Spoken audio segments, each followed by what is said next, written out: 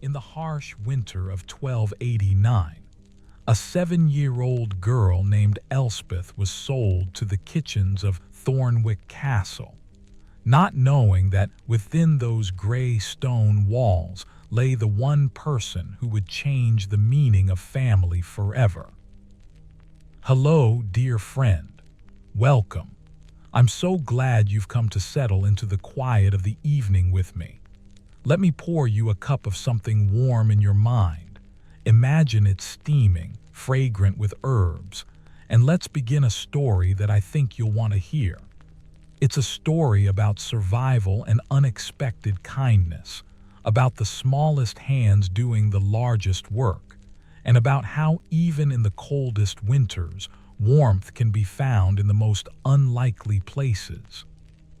So nestle in, get comfortable, and let's travel back together to a time when castles rose like mountains against gray skies, and when a child's courage could bloom even in the deepest frost. Her name was Elspeth, though she'd stopped thinking of herself by that name some weeks ago. She was 7 years old, or perhaps 8. She couldn't quite remember anymore, with hair the color of old straw and eyes that had learned to be wary before she'd learned to read. Her small frame was thin in the way of village children who'd known more hunger than plenty, and her fingers were already developing the rough patches that came from work beyond her years. She wore a simple woolen dress that had belonged to someone else before her, someone larger, so it hung on her like a tent, and beneath it, layers of linen that were never quite clean and never quite warm enough.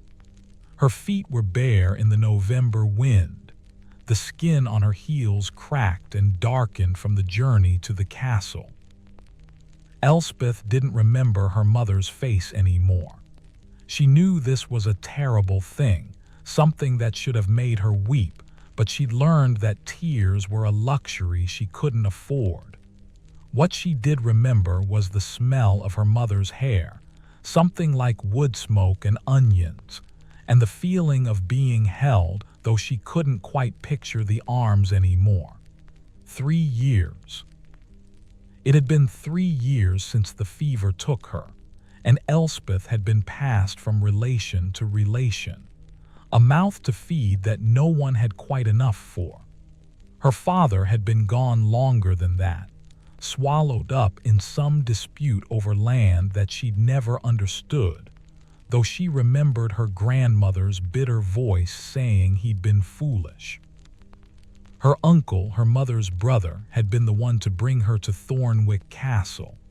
She remembered the morning of it, the way he'd woken her before dawn, pressed a piece of hard bread into her hand, and told her to be ready. She'd thought perhaps they were going to the market.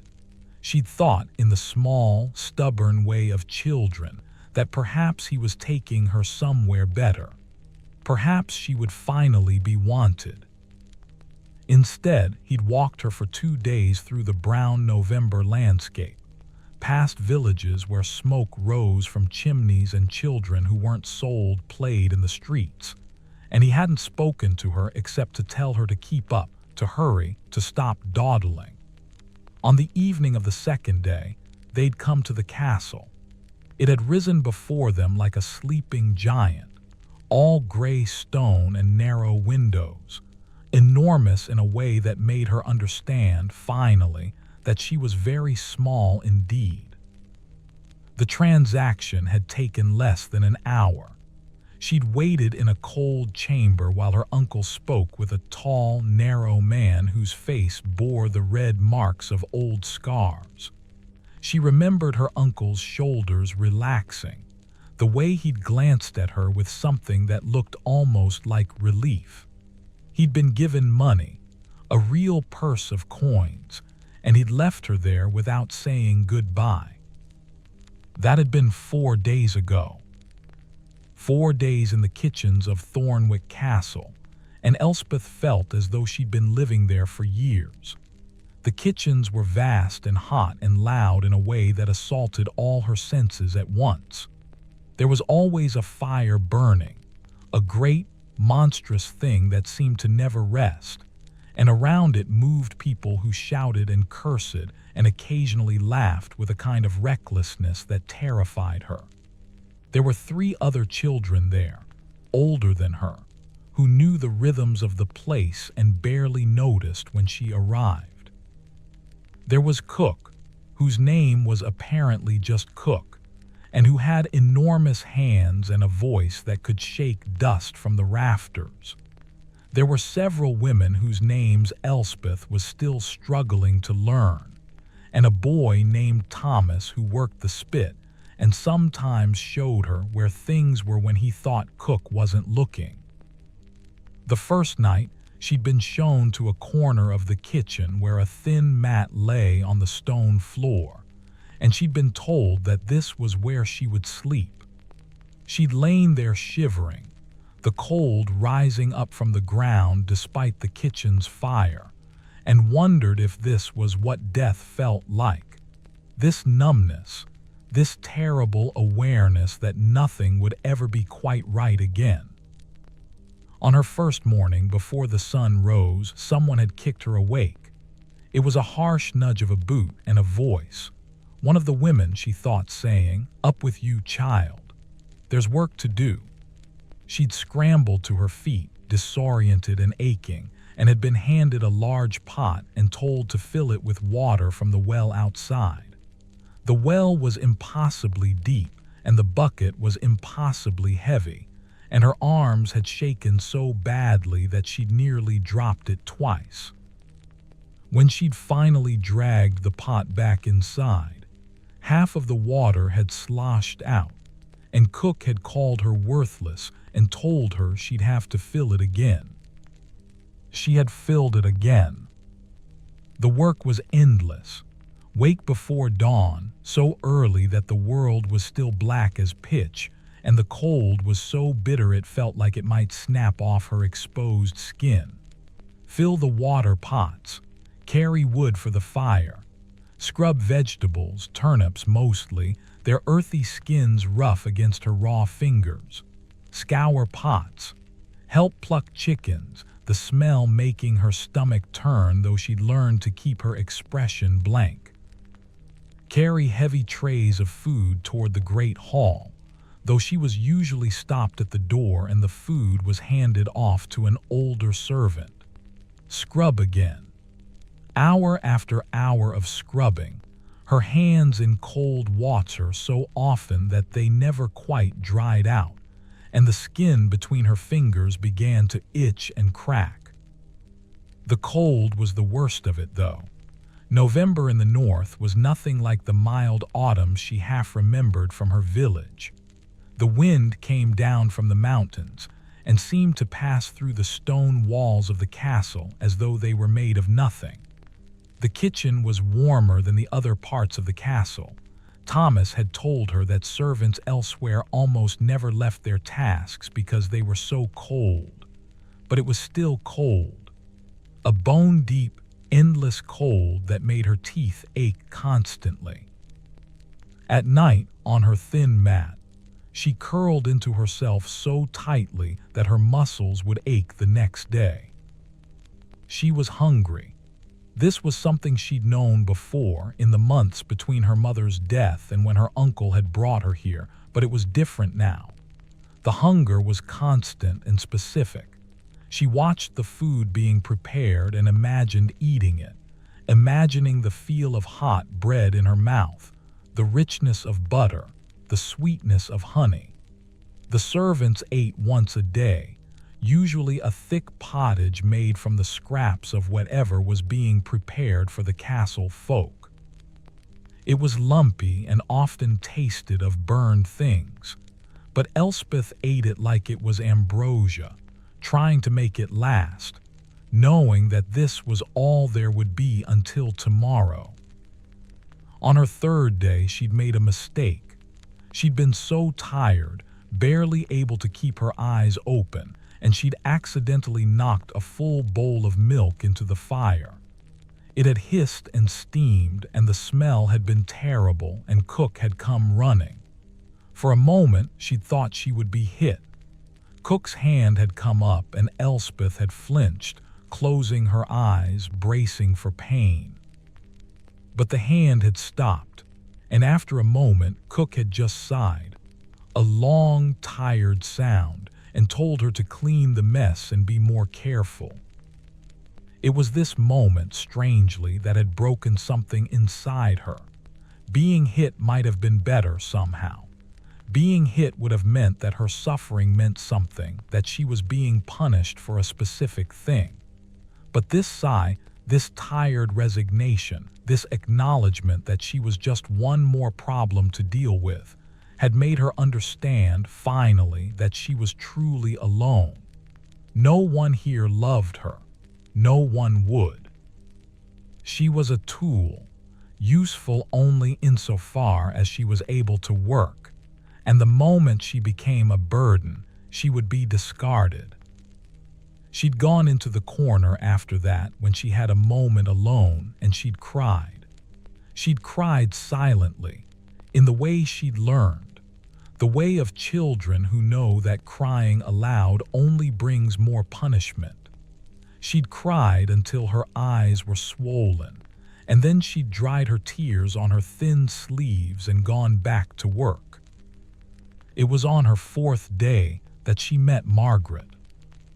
The kitchens were particularly chaotic that morning because there was a visiting lord coming, a man of importance who would be staying several days, and everything needed to be perfect. Cook was even more frantic than usual, snapping orders, and the women were moving in quick, efficient movements that suggested they'd done this many times before. Thomas was working the spit, turning a whole pig that had been sent up from the cellars, and the smell, rich and complex and utterly maddening to Elspeth's empty stomach, filled the entire kitchen. Elspeth had been assigned to peel onions, which was, she discovered, one of the worst tasks in the kitchen. The smell made her eyes water constantly, and her fingers burned from the sharp oils. She was standing at a long wooden table, surrounded by hills of papery skins, when a shadow fell across her work. "You," a voice said, not Cook's voice, someone else. Someone older, perhaps, but not angry. "What's your name?" Elspeth had looked up, startled. A woman was standing there, not one of the regular kitchen servants, but someone different. She was perhaps in her 50s, with gray streaking her dark hair, and she wore a more substantial dress than the kitchen workers, something that spoke of a higher position. Her face was lined in a way that suggested she'd smiled often, even if she wasn't smiling now.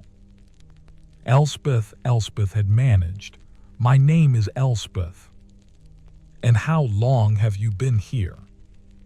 "4 days, if it pleases you." The woman nodded slowly, studying her. "I'm Margaret. I run the household here, the servants and the servants' servants, everything that keeps this castle standing." She'd paused, and then she'd done something that had made Elspeth's breath catch. She'd taken the onion from Elspeth's hands, looked at her reddened fingers, examined the cracks and the raw spots, and had sighed. "Come, you need something for these hands or you'll get an infection." Elspeth hadn't known what to do. She'd followed Margaret out of the kitchen, through a narrow corridor, and into a small room that smelled of herbs and kept things. Dried plants hanging from the rafters, jars of salves, clean clothes folded neatly. Margaret had worked her hands gently in warm water with something in it that smelled of lavender, and then she'd applied a salve that was so cooling and soothing that Elspeth had almost cried again, though this time from a different emotion entirely. "There," Margaret had said, "that will help. You need to let them dry properly and keep them wrapped when you can. Who brought you here?" "My uncle, he He sold me." Margaret had made a small sound, not quite a sigh, not quite a grunt. "Yes, well, that's the way of it sometimes." She'd been wrapping Elspeth's hands in clean linen, her movements efficient but not unkind. "You're too small for the heavy work they're giving you, and too young to have those hands yet. How old are you?" 7 or perhaps 8. "You should be 7, Margaret had said matter-of-factly. "That's young enough. You've got years ahead of you." She'd tied off the wrapping and had smiled then, a real smile that had transformed her face entirely. "Listen to me, Elspeth. This place is hard. It will test you, but it's not the worst place to be a servant child. There's food enough and there's work, and that work will teach you things you'll need to know. And there are people here who are cruel, certainly, but there are also people who are not. Can you understand that?" Elspeth had nodded, not entirely sure that she did understand, but wanting to believe it. "I think perhaps you'll do all right," Margaret had continued. "If you're careful, if you're smart, if you don't make the same mistakes twice, and if you learn to listen to what people need before they have to tell you." She tilted Elspeth's chin up with one finger, forcing her to meet her eyes. "Can you do that?" "I can try," Elspeth had whispered. And that had been that, except it hadn't been. Because after that, things had shifted, just slightly, but perceptibly. When Elspeth struggled with a heavy pot, Thomas would appear and help her carry it. When Cook snapped out an order that made no sense, Margaret would simply catch Elspeth's eye and nod, clarifying what was actually wanted. And once, when Elspeth had accidentally torn the hem of her dress and had been convinced she'd be punished, Margaret had simply sewn it up while she was working, saying nothing, expecting nothing in return except that the work would continue.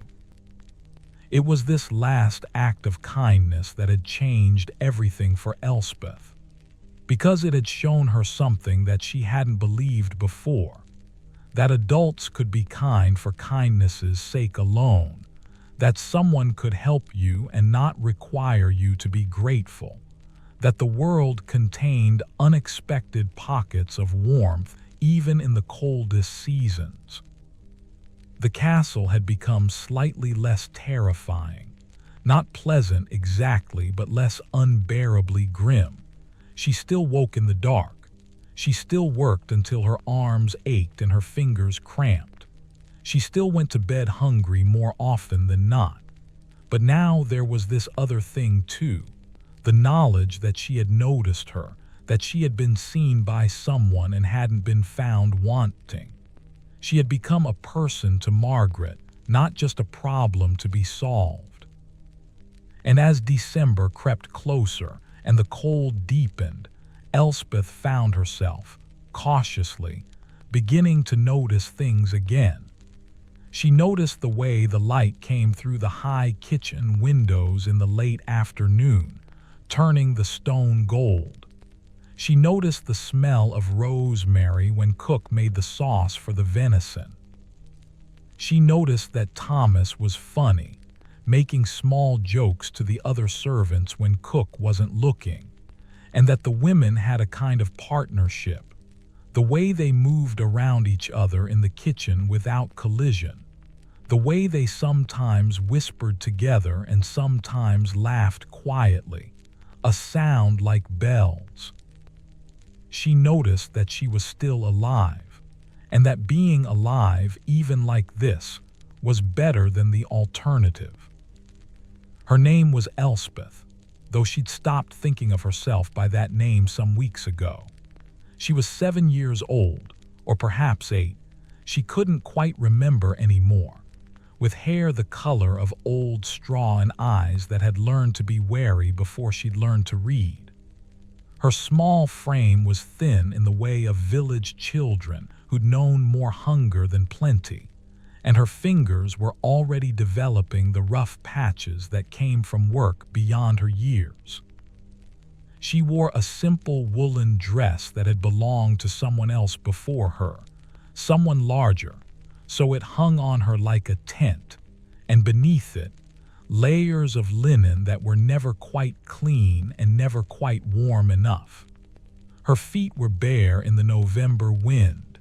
The skin on her heels cracked and darkened from the journey to the castle. Elspeth didn't remember her mother's face anymore. She knew this was a terrible thing, something that should have made her weep, but she'd learned that tears were a luxury she couldn't afford. What she did remember was the smell of her mother's hair, something like wood smoke and onions, and the feeling of being held, though she couldn't quite picture the arms anymore. 3 years. It had been 3 years since the fever took her, and Elspeth had been passed from relation to relation, a mouth to feed that no one had quite enough for. Her father had been gone longer than that, swallowed up in some dispute over land that she'd never understood, though she remembered her grandmother's bitter voice saying he'd been foolish. Her uncle, her mother's brother, had been the one to bring her to Thornwick Castle. She remembered the morning of it, the way he'd woken her before dawn, pressed a piece of hard bread into her hand, and told her to be ready. She'd thought perhaps they were going to the market. She'd thought, in the small, stubborn way of children, that perhaps he was taking her somewhere better. Perhaps she would finally be wanted. Instead, he'd walked her for 2 days through the brown November landscape, past villages where smoke rose from chimneys and children who weren't sold played in the streets, and he hadn't spoken to her except to tell her to keep up, to hurry, to stop dawdling. On the evening of the second day, they'd come to the castle. It had risen before them like a sleeping giant, all gray stone and narrow windows, enormous in a way that made her understand, finally, that she was very small indeed. The transaction had taken less than an hour. She'd waited in a cold chamber while her uncle spoke with a tall, narrow man whose face bore the red marks of old scars. She remembered her uncle's shoulders relaxing, the way he'd glanced at her with something that looked almost like relief. He'd been given money, a real purse of coins, and he'd left her there without saying goodbye. That had been 4 days ago. 4 days in the kitchens of Thornwick Castle, and Elspeth felt as though she'd been living there for years. The kitchens were vast and hot and loud in a way that assaulted all her senses at once. There was always a fire burning, a great, monstrous thing that seemed to never rest, and around it moved people who shouted and cursed and occasionally laughed with a kind of recklessness that terrified her. There were 3 other children there, older than her, who knew the rhythms of the place and barely noticed when she arrived.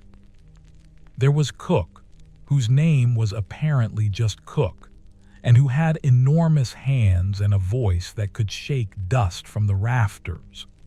There were several women whose names Elspeth was still struggling to learn, and a boy named Thomas who worked the spit and sometimes showed her where things were when he thought Cook wasn't looking. The first night, she'd been shown to a corner of the kitchen where a thin mat lay on the stone floor, and she'd been told that this was where she would sleep. She'd lain there shivering, the cold rising up from the ground despite the kitchen's fire, and wondered if this was what death felt like. This numbness, this terrible awareness that nothing would ever be quite right again. On her first morning, before the sun rose, someone had kicked her awake. It was a harsh nudge of a boot and a voice, one of the women, she thought, saying, "Up with you, child. There's work to do." She'd scrambled to her feet, disoriented and aching, and had been handed a large pot and told to fill it with water from the well outside. The well was impossibly deep, and the bucket was impossibly heavy, and her arms had shaken so badly that she'd nearly dropped it twice. When she'd finally dragged the pot back inside, half of the water had sloshed out, and Cook had called her worthless and told her she'd have to fill it again. She had filled it again. The work was endless.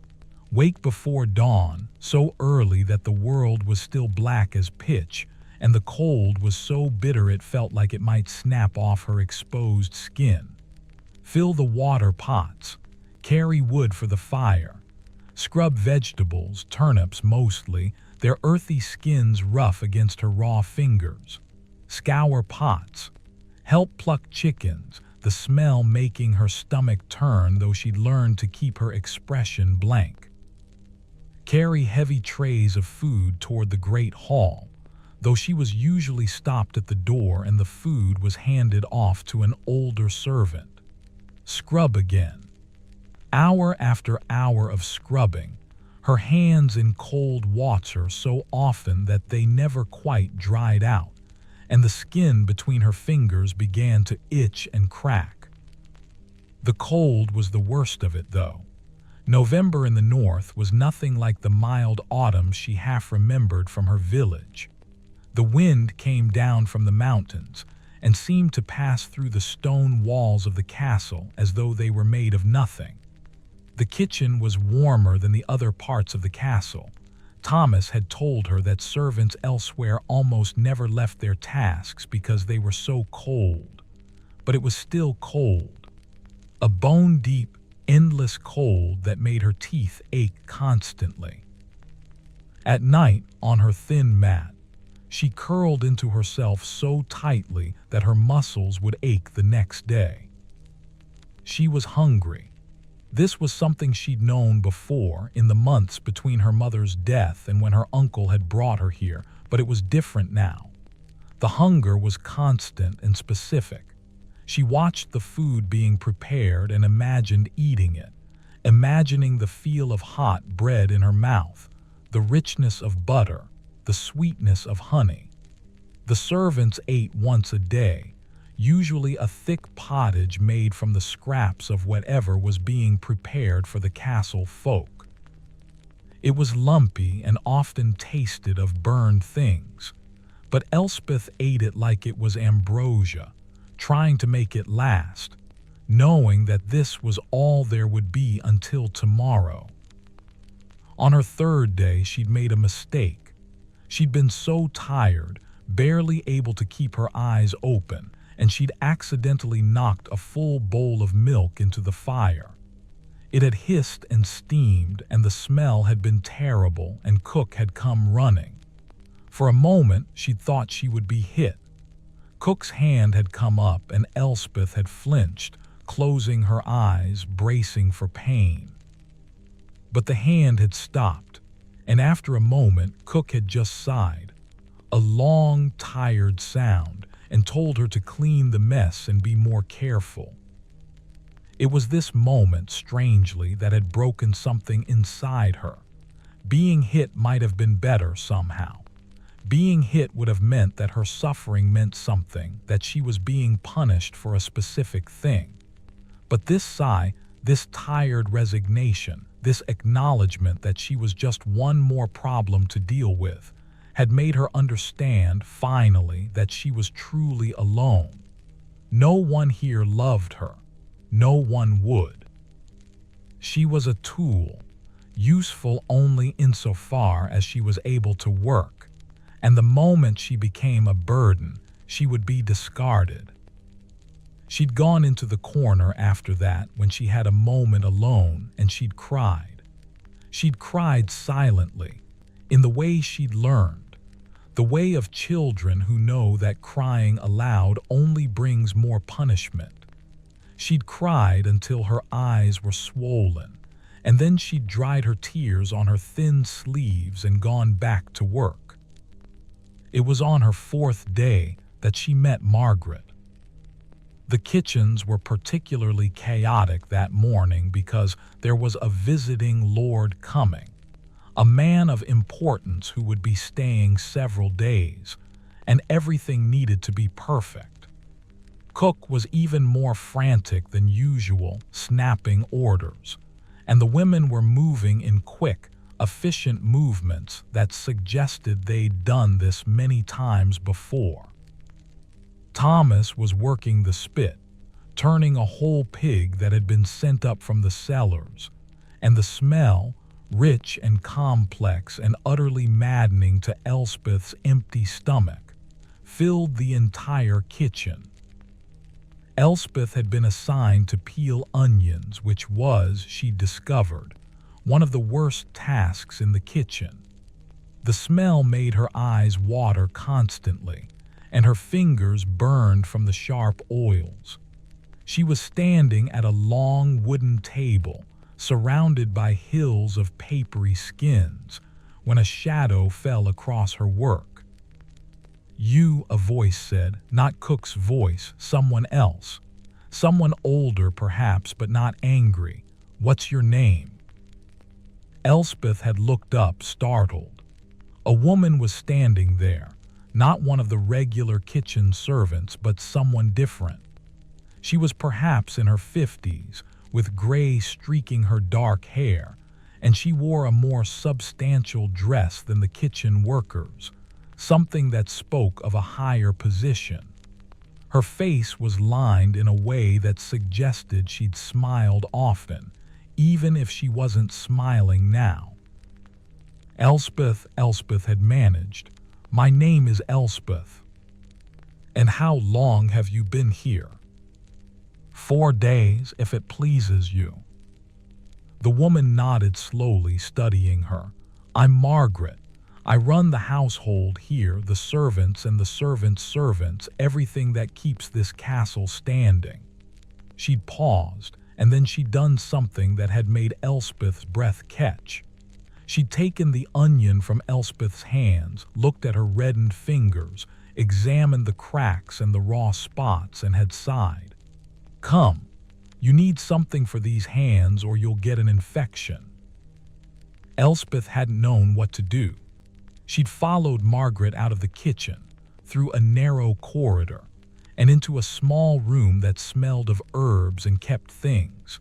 Dried plants hanging from the rafters, jars of salves, clean clothes folded neatly. Margaret had worked her hands gently in warm water with something in it that smelled of lavender, and then she'd applied a salve that was so cooling and soothing that Elspeth had almost cried again, though this time from a different emotion entirely. "There," Margaret had said, "that will help. You need to let them dry properly and keep them wrapped when you can. Who brought you here?" "My uncle, he sold me." Margaret had made a small sound, not quite a sigh, not quite a grunt. "Yes, well, that's the way of it sometimes." She'd been wrapping Elspeth's hands in clean linen, her movements efficient but not unkind. "You're too small for the heavy work they're giving you, and too young to have those hands yet. How old are you?" 7 or perhaps 8. "You should be 7, Margaret had said matter-of-factly. "That's young enough. You've got years ahead of you." She'd tied off the wrapping and had smiled then, a real smile that had transformed her face entirely. "Listen to me, Elspeth. This place is hard. It will test you, but it's not the worst place to be a servant child. There's food enough and there's work, and that work will teach you things you'll need to know. And there are people here who are cruel, certainly, but there are also people who are not. Can you understand that?" Elspeth had nodded, not entirely sure that she did understand, but wanting to believe it. "I think perhaps you'll do all right," Margaret had continued. "If you're careful, if you're smart, if you don't make the same mistakes twice, and if you learn to listen to what people need before they have to tell you." She tilted Elspeth's chin up with one finger, forcing her to meet her eyes. "Can you do that?" "I can try," Elspeth had whispered. And that had been that, except it hadn't been. Because after that, things had shifted, just slightly, but perceptibly. When Elspeth struggled with a heavy pot, Thomas would appear and help her carry it. When Cook snapped out an order that made no sense, Margaret would simply catch Elspeth's eye and nod, clarifying what was actually wanted. And once, when Elspeth had accidentally torn the hem of her dress and had been convinced she'd be punished, Margaret had simply sewn it up while she was working, saying nothing, expecting nothing in return except that the work would continue. It was this last act of kindness that had changed everything for Elspeth, because it had shown her something that she hadn't believed before, that adults could be kind for kindness's sake alone, that someone could help you and not require you to be grateful, that the world contained unexpected pockets of warmth even in the coldest seasons. The castle had become slightly less terrifying, not pleasant exactly, but less unbearably grim. She still woke in the dark. She still worked until her arms ached and her fingers cramped. She still went to bed hungry more often than not. But now there was this other thing too. The knowledge that she had been seen by Margaret, that she had noticed her and hadn't been found wanting. She had become a person, not just a problem to be solved. And as December crept closer and the cold deepened, Elspeth found herself, cautiously, beginning to notice things again. She noticed the way the light came through the high kitchen windows in the late afternoon, turning the stone gold. She noticed the smell of rosemary when Cook made the sauce for the venison. She noticed that Thomas was funny, making small jokes to the other servants when Cook wasn't looking, and that the women had a kind of partnership, the way they moved around each other in the kitchen without collision, the way they sometimes whispered together and sometimes laughed quietly, a sound like bells.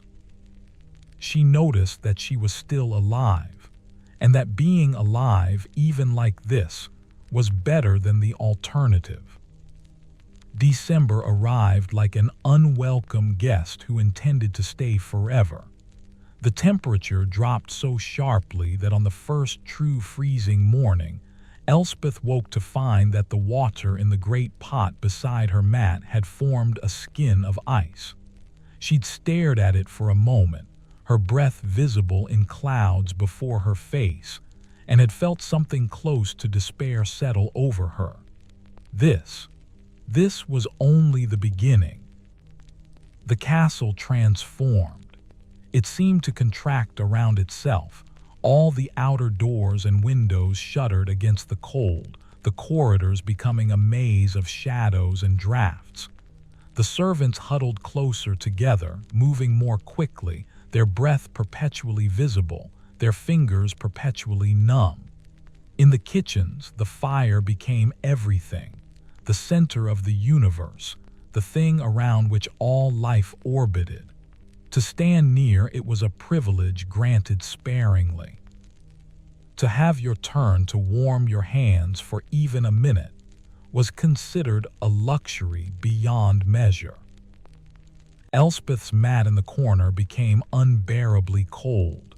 She would curl up on it at night, shivering so violently that she sometimes wondered if her body would simply seize up completely, turning to ice, and that would be the end of it. The other children seemed to handle it better. They'd been here longer, their bodies perhaps more accustomed to deprivation, but even they moved more slowly in December, spoke less, conserved every bit of energy for the work that had to be done. Thomas found her one morning in the second week of December, crying silently beside the well. She'd been sent to break the ice that formed overnight, and she'd managed to break her thumbnail doing it, and the pain had combined with the cold and the hunger and the relentless, grinding exhaustion to crack something in her. She was sitting on the frozen ground, her hand bleeding into the snow, and she couldn't stop crying. He sat down beside her without saying anything. He was perhaps 14, all growing limbs and knees that seemed too large for his body, with a shock of red hair and freckles across his nose.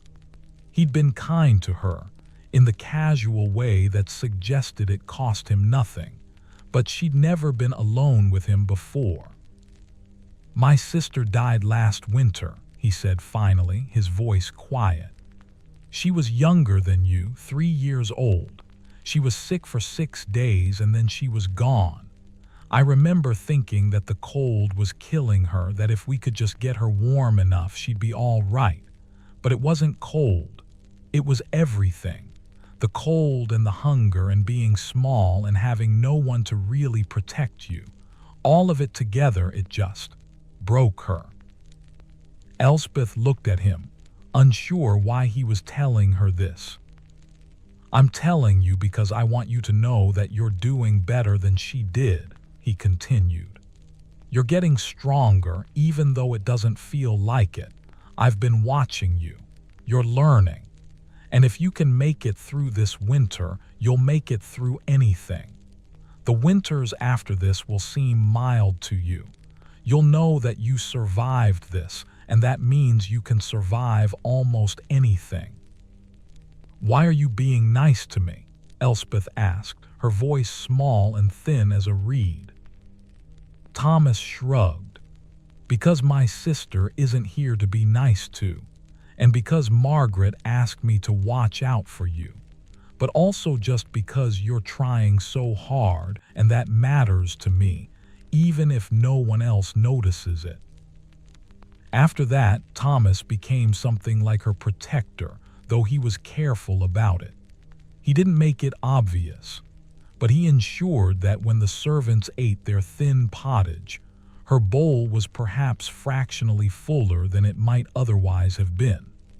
When she faltered at a task, he would appear beside her and help without making it seem like help, just working alongside her until the task was done. Once, in the deep cold of mid-December, she woke to find an extra blanket over her mat, one that he must have smuggled from somewhere, and when she tried to thank him the next day, he simply shook his head and told her to keep it hidden, that she mustn't let anyone know. Margaret, too, became her steady point in the chaos. The housekeeper moved through the castle like someone accustomed to managing the impossible, and she did so with a kind of grace that seemed almost heroic to Elspeth. Every morning, she would find Elspeth and examine her hands, checking to make sure the salve was being applied, that the cuts weren't worsening. She would bring her small things, a bit of honey one day, a piece of good bread another, never enough to be noticed, always carefully hidden as though it were contraband. She would sometimes simply touch the back of Elspeth's head as she passed, a small gesture of acknowledgement that meant somehow, some way, that Elspeth was known. It was Margaret who explained the castle's rhythm to her, the way things worked during winter in a place like Thornwick. She did this in fragments, bit by bit, usually while they were working on something together. "The Lord and his family retreat to the solar," Margaret told her one evening in early December as they checked the stores in the larder. "That's the warmest room in the castle, the only one where they keep a proper fire. The servants there wear layers of wool and spend their days moving between the solar, the kitchen, and the great hall. They're warmer than the rest of us, but in their own way they're trapped. Can't move freely, always have to be presentable. Elspeth was learning to read the castle's social structures, the invisible hierarchies that determined everything from where you slept to how much you ate. There were the castle folk, the lord's family and their immediate servants, who lived in relative comfort in the upper reaches of the castle. There were the skilled servants, the steward, the master of horse, the armorer, who had their own small chambers and privileges. And then there were people like Margaret who occupied a strange middle ground, respected for their competence but still fundamentally servants. And at the very bottom were people like Elspeth, children sold into servitude, the disposable ones, the ones who could be replaced without much thought.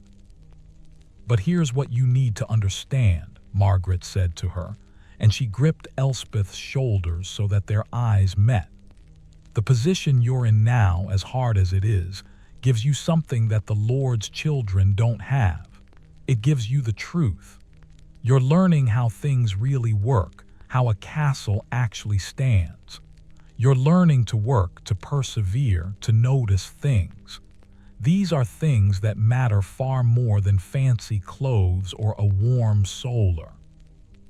Elspeth wasn't entirely sure she believed this, but she held onto it anyway. The way she held onto the memory of her mother's smell. The way she held onto the knowledge that somewhere, someone had seen her and deemed her worth saving. The winter deepened. Snow came, beginning gently in mid-December, and then increasing until there were days when Elspeth couldn't see more than a few feet beyond the castle walls. The village beyond the castle had largely disappeared, swallowed by white. The wind howled around the stone walls constantly, a sound that became so familiar that silence would have seemed strange. Inside the castle, everything moved more slowly, as though the cold had slowed time itself. In late December, there was a festival of sorts, a celebration for the Lord and his family and the most important servants. Elspeth didn't participate in this directly, but she saw its effects. There was special food prepared, spiced wine, dried fruit, honey cakes made with precious spices that must have been brought from somewhere very far away. The smell of them permeated the kitchens, and Elspeth found herself unable to stop thinking about them, though she knew that none of this food was for people like her. But on the night of the celebration, after the Lord and his family had retired, Margaret found her in the kitchen and pressed something into her hand. It was a piece of honey cake, small enough to fit in her palm, still warm. Elspeth looked at it and then at Margaret, her eyes wide. "Eat it," Margaret said simply, "and don't tell anyone. This is just between us." Elspeth had held that piece of honey cake for a long moment, turning it over in her fingers, trying to decide if it was real. Then she'd put it in her mouth, and her eyes had widened even further. It was the most complex taste she'd ever encountered. The honey, the spice, cinnamon. She would learn later from hearing Cook discuss it. The delicate sweetness of it. The way it melted on her tongue and seemed to warm her from the inside out. She'd closed her eyes and savored it, trying to make it last, even though it was gone in seconds. When she opened her eyes, Margaret was smiling at her, a real smile full of warmth. "You see," Margaret said, "there are small things, small moments. They don't make the hard parts go away, but they help. They remind you that there's still beauty in the world, still kindness, still things worth surviving for." After that, the winter seemed somehow less impossible. Not easy, nothing about it became easy, but it became something that she could imagine enduring. She began to understand that survival wasn't about one moment, one day, or one season. It was about a series of small moments, small acts of kindness, small instances of warmth. Her mother's hands holding her. Thomas appears with an extra blanket. Margaret's voice saying her name like it mattered. The taste of honey cake on her tongue. January was the worst month. The cold reached a depth that seemed to penetrate the stone walls themselves.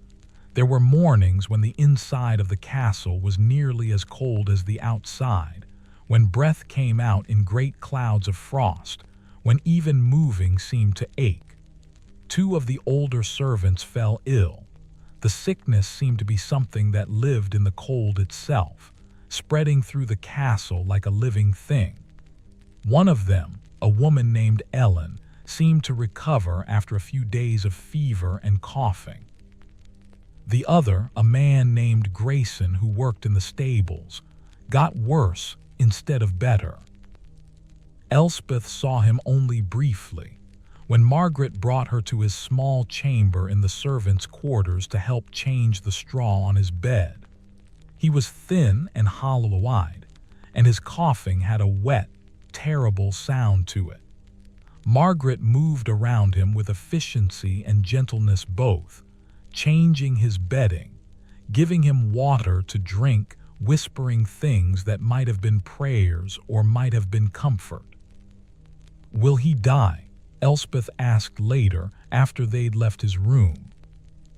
Margaret was quiet for a long moment. "I don't know.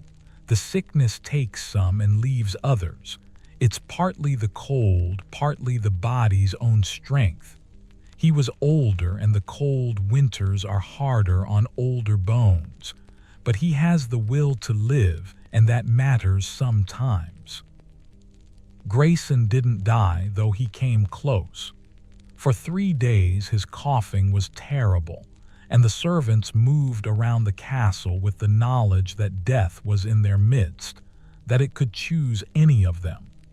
But on the 4th day, his fever broke, and slowly, over the next weeks, he began to recover, though he would never be quite as strong as he'd been before. It was this experience that shifted something in Elspeth's understanding. She realized that the castle, for all its stone and its size and its permanence, was fragile. The people within it were fragile. They could be taken away at any moment. And in the face of this fragility, the kindnesses became even more precious. Margaret's careful tending of Grayson, the other servants bringing him warm broth, Thomas sitting with him for hours. These things mattered not because they were guaranteed to save him, but because they were gestures of resistance against the cold and the dark and the possibility of disappearing unmourned. February came with a kind of grim certainty. This was the month when supplies always ran low, when the stores of grain and dried vegetables and preserved fruits began to dwindle in a way that made the steward anxious. The servants' rations were reduced slightly, not enough to be noticeable in a single day, but enough that over the course of a week, Elspeth found herself increasingly hungry. Her body had begun to adapt to the regular meals she'd been having in the castle, and now the reduction felt like a particular cruelty. It was in February, too, that she had her first real encounter with harsh punishment. She'd been carrying a heavy pot of water from the well, and she'd slipped on ice in the courtyard, falling hard on her hip and spilling the water everywhere. The pot itself was fine, but the water was gone, and they would need to refill it, and it was cold, and Cook was already irritable about the poor supplies. When she made it back to the kitchen, Cook had taken one look at her, at the empty pot, at her tear-streaked face, and had hit her. Not with fists, but with a wooden spoon, hard enough across her back that Elspeth had fallen to her knees. It hadn't been the worst beating she'd ever experienced. Her uncle had been worse, but it had been startling in its viciousness, and it had broken the fragile hope that she'd been building. She'd run away after that, deeper into the castle, finding a small alcove near the stairs where no one ever went. She'd curled up in the corner and had cried with an intensity that frightened her, cried as though her heart was breaking, as though all the losses of the past months were suddenly rushing back at her at once. Margaret found her there after perhaps an hour. She didn't ask questions. She simply sat down beside her and pulled her close, and Elspeth, overwhelmed by this unexpected kindness, had wept against Margaret's shoulder for a long time. "You need to understand something," Margaret said finally, when Elspeth's sobs had quieted to occasional hiccups. "Cook isn't a bad man, not really. He's terrified. The stores are low and he doesn't know if there will be enough to get through until spring. He's afraid, and fear makes people cruel. That doesn't make it right, but it's the truth. And I won't let him beat you again. If he does, you come to me. Do you understand?" "Why do you care about me?" Elspeth asked. "I'm nobody. I'm just a child servant." "Because you're a person," Margaret said simply. "Because you're trying so hard. And because my youngest died when I was a young woman, and I've regretted every day since that I couldn't protect her, couldn't save her. I can't change what happened to her, but I can try to protect you. That's my choice." Elspeth had looked up at her, seeing the sadness in her face, understanding that Margaret carried her own wounds, and something had shifted in her understanding of the world. She realized that kindness wasn't weakness. It came from strength. It came from having survived enough to understand what mattered, and choosing to let that understanding guide your actions. After that night, Elspeth became more careful, but also more bold. She began to anticipate Cook's moods, to understand when he was frustrated and needed someone to simply absorb orders without question, and when he might snap. She began to learn the small tricks that the other servants knew, how to make a thin pottage feel thicker and more nourishing if you stirred it properly, how to find the warmer corners of the kitchen and position yourself there when you had a moment. She began to understand that servitude wasn't something that happened to you. It was something you managed. And she began to understand Margaret's role in the castle. The housekeeper wasn't just managing servants. She was managing the impossible. She was trying to keep a castle functioning through the hardest season, trying to keep people alive and healthy and capable of work, trying to maintain the peace and order that allowed everyone to survive. It was a monumental task, and watching Margaret move through it day after day filled Elspeth with a kind of awe.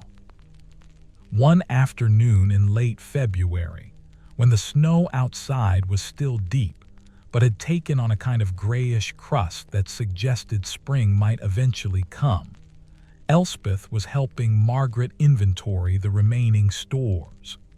They were in the larder, a cold room deep in the castle's lower levels where the food was kept. The walls were lined with barrels and hanging bundles of herbs and preserved vegetables and wheels of cheese wrapped in cloth. "We'll make it," Margaret said, running her hands along the inventory. "It will be close, very close, but we'll make it through to spring. There will be people who go hungry. The Lord and his family will continue to eat well because that's how things are, but the servants will have enough to survive. That matters. That's all any of us can really do. survive and help others survive, and try to do it with some measure of dignity. She turned to Elspeth then, and she took her small hand in her larger one. "You're going to survive, Elspeth. I'm going to make sure of it. And one day, you're going to look back on this winter and realize that you were stronger than you ever thought possible. That it broke you, perhaps, but not in a way that kept you broken. You'll be remade by it. You'll understand things about yourself and about the world that others never will." Elspeth wasn't sure she believed this, but she held on to it anyway. March came like a slow awakening. The snow began to soften, the days to lengthen. The cold was still bitter, but it was a cold with an ending to it now, a cold that everyone could see would eventually release its grip. In the castle, things shifted. People moved a little faster, worked a little harder because the end was in sight. The stores in the larder were nearly depleted, but not quite. They would make it. And somehow, Elspeth had made it too. By the middle of March, when the first green shoots began to push through the melting snow, she realized that she had survived the winter. She'd been in the castle for nearly 4 months. Her dress was still worn and shabby, but it fit her better now, had molded to her growing form. Her hands were still rough, but they'd also become skilled. She could prepare food quickly and efficiently, could manage the heavy pots without trembling, could move through the kitchen's rhythms as though she'd always belonged there. But more than that, something inside her had changed. The person she'd been when she arrived, terrified, uncertain, sure that she was completely alone, had been refined and tempered by the winter. She was tougher now, yes, but she was also somehow gentler. She understood suffering now in a way that only those who truly experienced it could. And she understood kindness too, understood that it was precious and rare and worth treasuring. Thomas found her one morning in early spring, hanging herbs from the rafters to dry. He looked at her and smiled, and she realized that she'd learned to smile back. "You made it," he said. "I made it," she agreed. "I knew you would," he said. "I could tell on that day by the well, you had something in you, a kind of stubborn will to keep going. That's the thing that survives winters. Not strength necessarily, just stubbornness. And you have plenty of that." Later that day, Margaret asked to speak to her privately. They went to the small room with the herbs, and Margaret sat down across from her. "I wanted to tell you what comes next," Margaret said. "You've done well this winter, very well, and I think it's time you learned more of the castle, more of the work. I'm going to move you out of the kitchen, at least for part of your day. I want you to help me manage the servants' quarters, to learn how to keep the chambers clean and organized. You'll still help in the kitchen. We can't spare you entirely, but you'll have more varied work." This was, Elspeth understood, a promotion of sorts. It meant she was being recognized as capable, as someone worth training. "Why?" she asked. "Because I think you could be a good housekeeper someday if you continue to work hard and pay attention," Margaret said. "Because I think you have the kind of mind that notices things, understands how things work. And because I want you to have more than just this." She gestured around the kitchen. "I want you to have possibilities." Elspeth felt something warm bloom in her chest. For the first time since she'd arrived at the castle, she felt as though perhaps she had a future. Not just a series of days to survive, but something that stretched ahead of her with shape and possibility.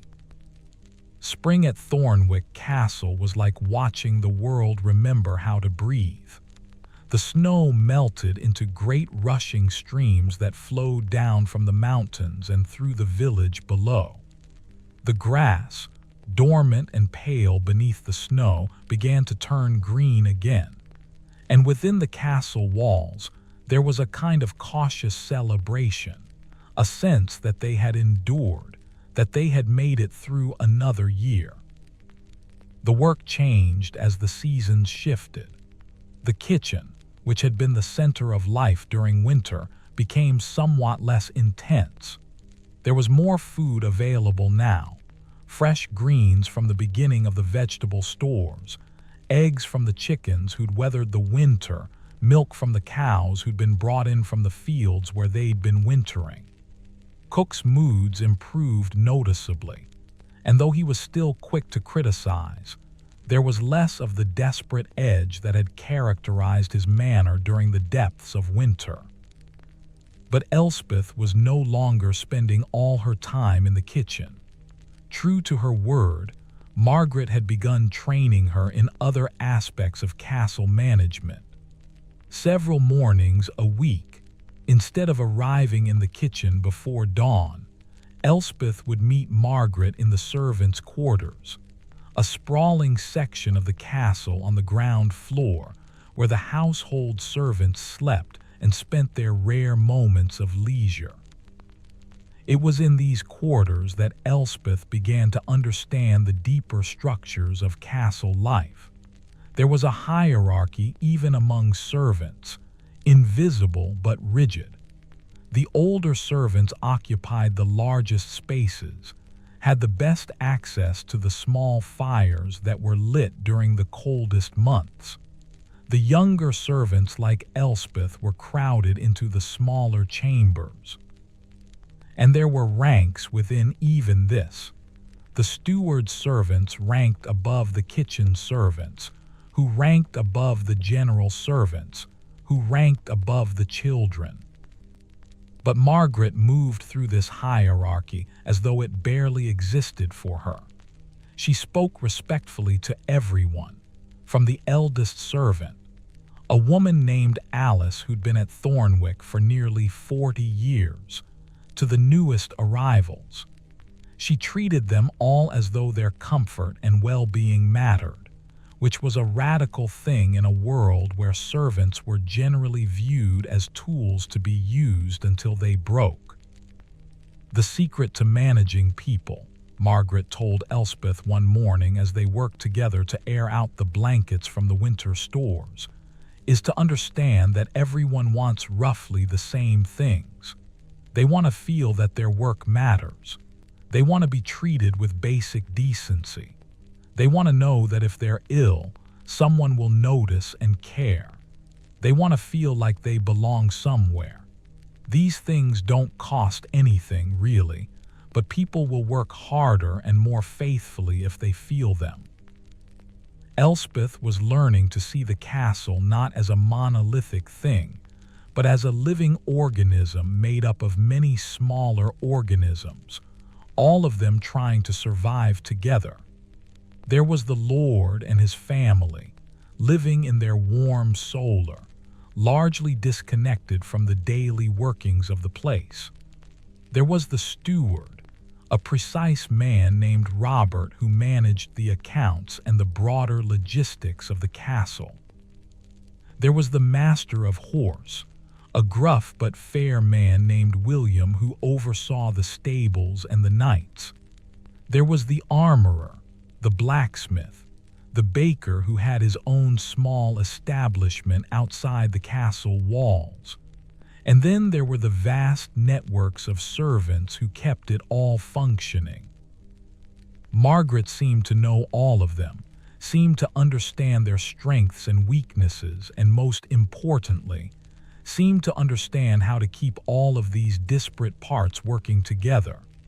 When there was conflict, and there was often conflict, small tensions that could grow into larger problems if not addressed, Margaret would step in with a quiet word, a gentle redirection, a solution that seemed to benefit everyone.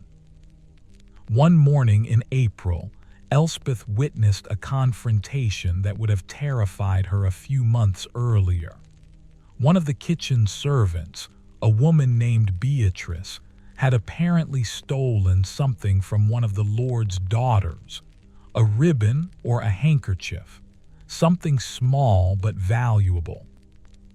The Lord's daughter had discovered the theft and had come to the steward in tears, and there was the very real possibility that Beatrice would be severely punished, perhaps even dismissed from the castle with no reference, which would make it nearly impossible for her to find work elsewhere.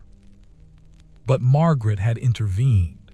She'd asked to speak to both the Lord's daughter and Beatrice, and she'd done so privately. What had transpired in that conversation, Elspeth never fully learned, but the result was that the ribbon had been returned. Beatrice had apologized, which seemed to satisfy the Lord's daughter, and the matter had been closed. Later, when Elspeth asked Margaret how she'd managed it, the housekeeper simply smiled. Beatrice's mother had just died, Margaret explained. She received word of it in March, but she couldn't afford to leave to attend the funeral. She was grieving, and in that grief, she wasn't thinking clearly. As for the Lord's daughter, she's not a cruel girl, just a young one. She wanted the ribbon back, and she wanted an apology. She didn't want Beatrice's suffering. Once I helped her understand that Beatrice was suffering already, she was happy to let the matter rest. But she stole, Elspeth said, still uncertain. She did, Margaret agreed. And theft is wrong. But humans are complicated, Elspeth. They do wrong things sometimes for reasons that are understandable, even if they're not justified. The key is to respond to the person, not just the action. To understand the whole of their situation and not just the single moment of their failure. This way of thinking was so different from anything Elspeth had previously known that it took her time to absorb it. In her village, and even in her uncle's house, there had been clear rules. You did what you were told, or you were punished. You followed the path you were born to, or you suffered. There had been no room for context, for understanding, for any consideration of the human being behind the action. But Margaret was teaching her that there was another way.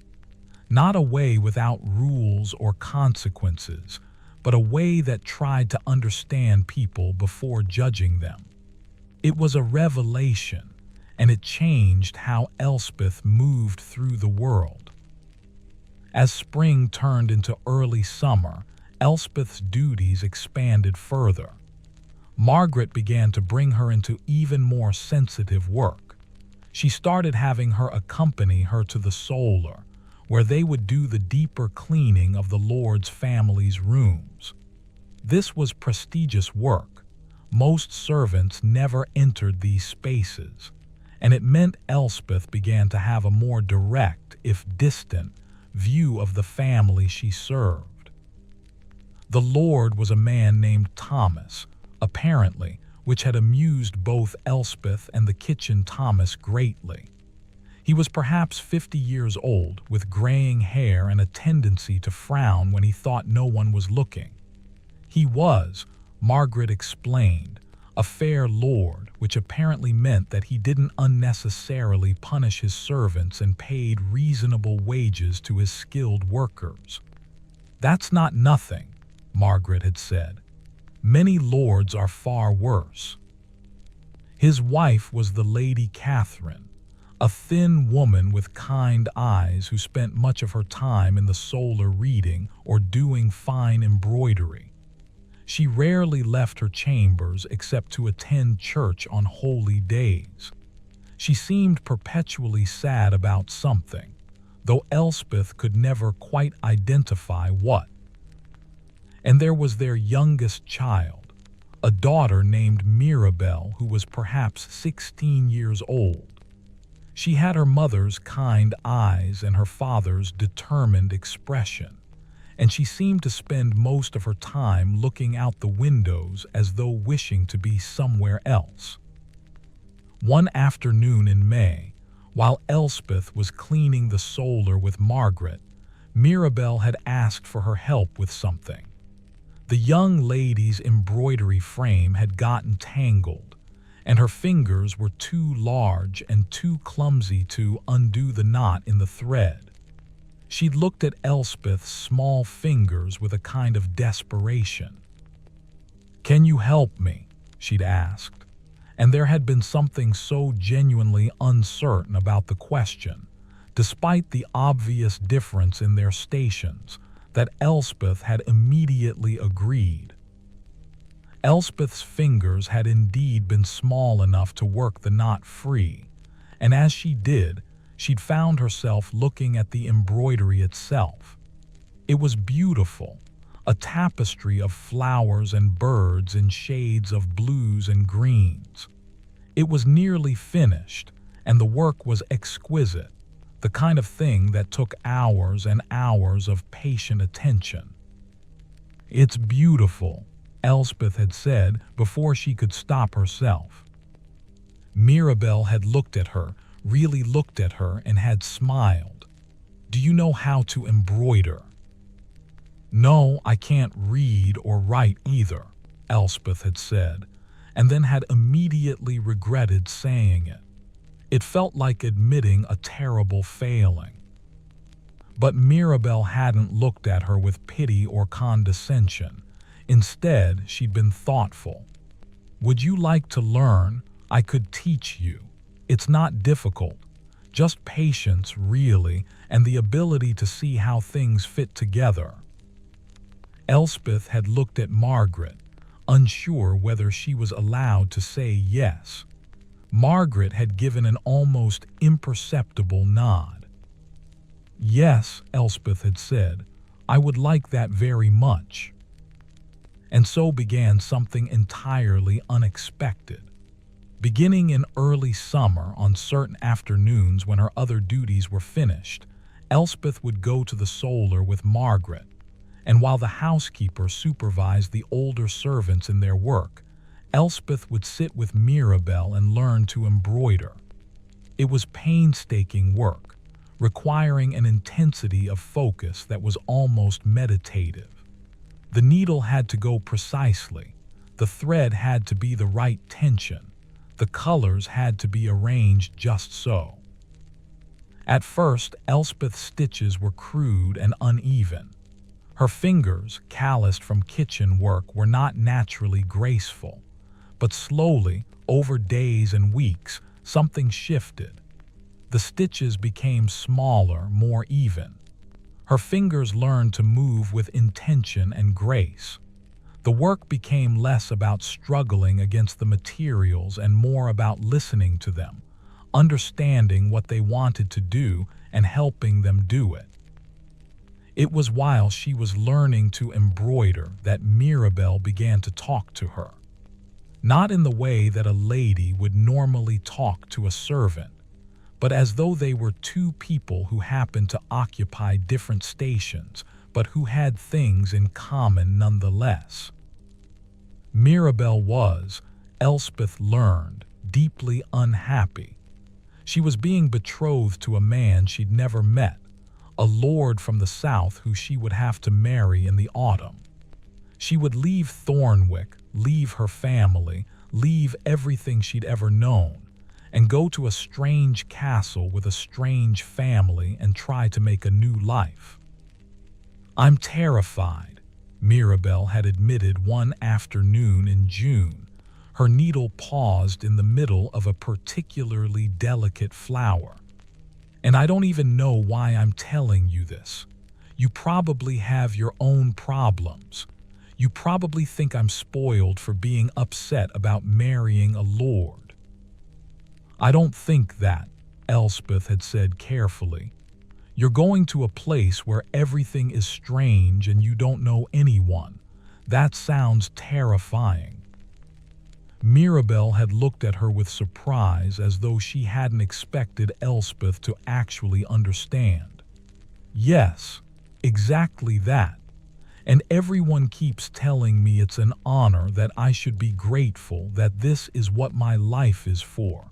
And I understand that. I do understand it, but I'm still terrified. I was terrified when I came here, Elspeth had offered. Terrified that I would never be good enough, that I would be alone forever. And I was right to be terrified mostly. It was hard. It is hard. But I'm still here, and I'm not alone anymore. I have Margaret, and I have Thomas, and now I have you. It's not what I would have chosen, but it's not nothing. Mirabelle had looked at her for a long moment, and then she'd set down her embroidery and had done something entirely unexpected. She'd hugged her.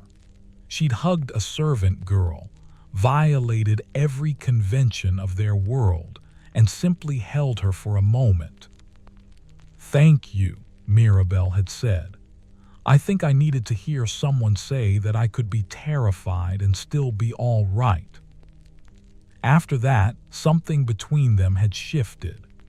Mirabelle still had all the privileges and protections of a noblewoman, and Elspeth was still a servant, but there was now a kind of thread between them, a connection that acknowledged their shared humanity. As the summer progressed, Elspeth's life took on a kind of rhythm and balance that she'd never imagined possible. Her mornings were still largely spent in the kitchen, though the work was less brutal now, less desperate. The afternoons she spent with Margaret, learning the work of managing the household. And several times a week, she would spend time with Mirabelle, learning to embroider and listening to the young lady's worries and hopes. Thomas continued to watch out for her, and by summer, they developed an easy friendship. He was working toward becoming a full servant in the Lord's household rather than a kitchen worker, and he was ambitious in a quiet way, determined to rise in the world. He would tell Elspeth about his plans, about learning to serve at table, about eventually perhaps becoming a steward's assistant. "You should think about what you want," he told her one afternoon as they were fetching water from the well. "You're not stuck in the kitchen forever, you know. Margaret's taken you under her wing, and she's important. If you keep learning, keep paying attention, you could end up managing the household someday. You could have a real position." "That seems impossible," Elspeth had said. But even as she said it, she found herself wondering if perhaps it wasn't. Perhaps, after all, the world was not quite as fixed as she'd thought. By midsummer, something had happened to Elspeth that she barely recognized. She was perhaps no longer quite so afraid. The castle had become familiar, not comfortable exactly, but comprehensible. She understood its rhythms and its politics. She knew where to go, what to do, how to navigate the complexities of servant life. More than that, she had relationships now, people who cared whether she lived or died, who would notice if something happened to her. One particularly warm evening in July, Margaret had taken her up onto the castle walls. It was unusual. Servants didn't generally go to the upper parts of the castle, but Margaret had a key to the door, and no one had stopped them. From the top of the walls, they could see for miles. They could see the village below, the river beyond it, the mountains rising in the distance. The sun was setting, painting everything in shades of gold and orange and deep purple. The air was warm and carried the smell of the valley, grass and water and growing things. "I brought you here to remind you of something," Margaret had said, standing beside her. "Do you see all that world out there? You're connected to it. You're part of it. You're not just trapped in this castle. You're part of something much larger. And whatever happens, whatever difficulties come, whatever challenges you face, you'll always be able to remember that you're part of a world much bigger than your suffering. Elspeth had stood there for a long time, looking out at that vast world, feeling something settle inside her. It was peace, perhaps, or at least the possibility of peace.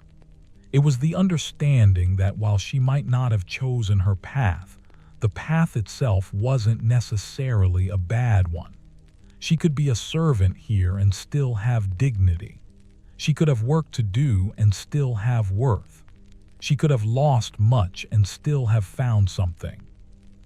"Thank you," she'd said finally, "for showing me this, for saving me." "You saved yourself," Margaret had replied. "I just kept you alive long enough for you to do it."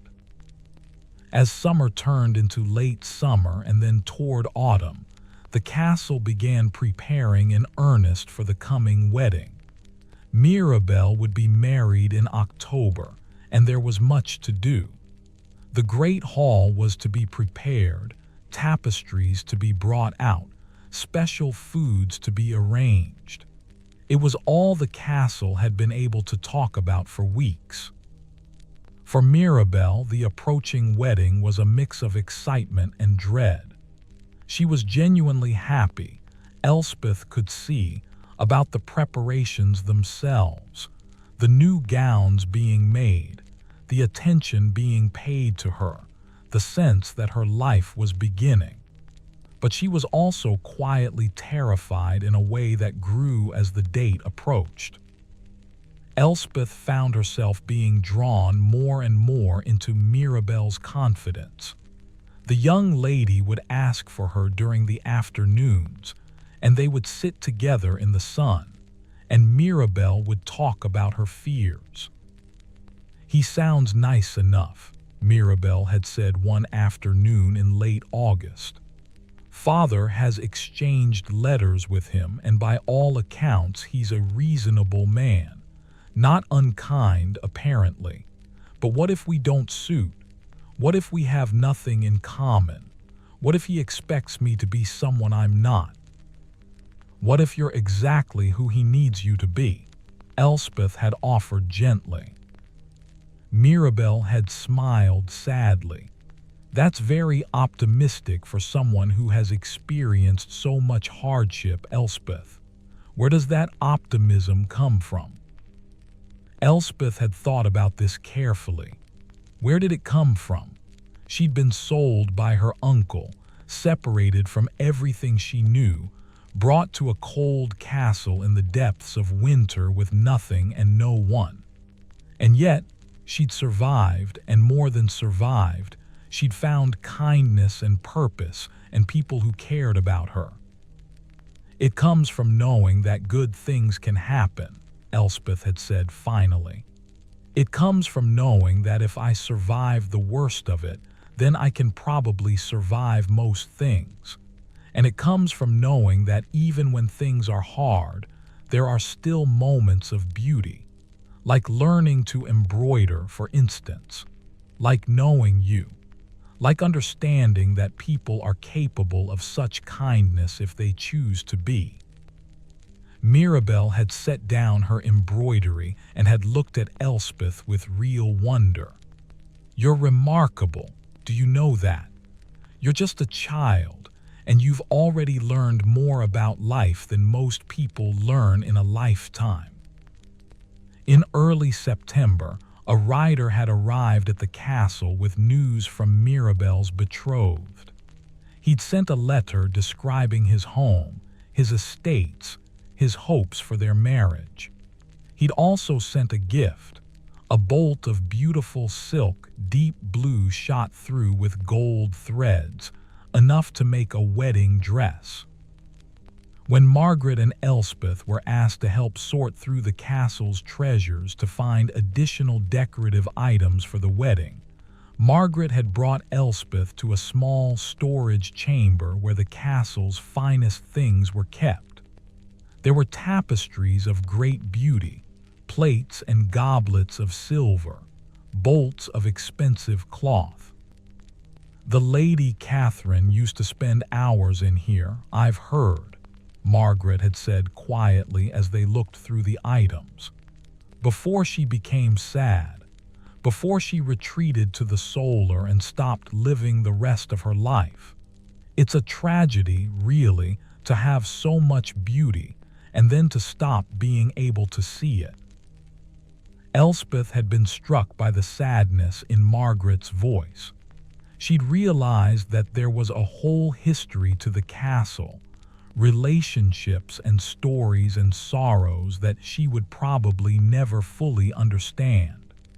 The castle was not just a physical structure. It was a repository of human experience. The wedding itself was a grand affair, the largest event that had occurred at Thornwick Castle in the years since Elspeth had arrived. Families from nearby estates came to celebrate. There was feasting and music and dancing. The great hall was transformed into something magical, hung with tapestries and lit with dozens of candles. Elspeth, of course, was not invited to the actual ceremony or the feast, but she was involved in the preparations. She helped serve the food alongside the more senior servants. She helped dress Mirabelle that morning, and she'd been struck by how beautiful the young lady looked in her wedding gown, how nervous and hopeful and brave all at once. Mirabelle had taken her hand just before she went to the chapel, away from anyone's sight. "You've been braver than I'll ever be," she'd said. "You've already survived more than most people will in their whole lives. I hope that means I can survive this." "You'll be fine," Elspeth had said. "You're kind and you're intelligent, and you have the ability to make people feel that they matter. Those things will carry you through." Mirabelle had left, and Elspeth had watched her go, feeling a strange mixture of emotions. She was happy for Mirabelle, happy that the young lady was getting a new life, even if it would be lived far away. But she was also sad because Mirabelle had become something like a friend, and now she was leaving. That evening, as the celebrations continued, Elspeth had found Margaret in a quiet corner. "She's going to be all right," Margaret had said, as though reading Elspeth's thoughts. "She's going to be far more all right than you might think. She has good instincts, and she's learned some things from you that will serve her well. You don't always understand the impact you have on people, Elspeth.